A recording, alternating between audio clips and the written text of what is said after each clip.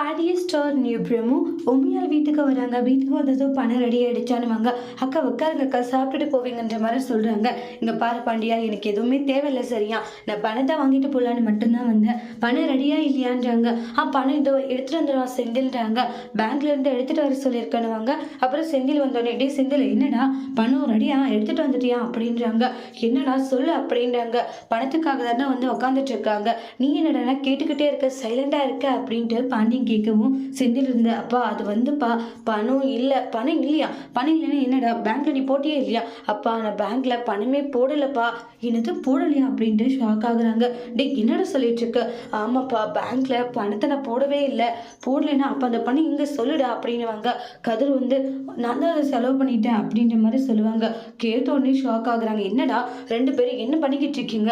உண்மையிதான் சொல்றேன், அந்த பணத்தை நான் தான் செலவுக்காக எடுத்துக்கிட்டேன், நான் செலவு பண்ணிட்டேன்னு கதிர் சொல்லவும் பாண்டியனுக்கு கோவம் வருது. டேய் செந்தில், இவன் என்னடா சொல்லிட்டு இருக்கான்? டேய் ஏண்டா கதிர் அண்ணே, அதுதானே உண்மை, நீ சைலண்டா இருன, நீ என்னை போட்டு கொடுக்காம எனக்கு காப்பாத்துறதெல்லாம் புரியுதுன்னு, அதுக்காக உண்மை சொல்லிதானே ஆகணும்ட்டு கதிர் எல்லாம் உண்மையை சொல்லிடுவாங்க.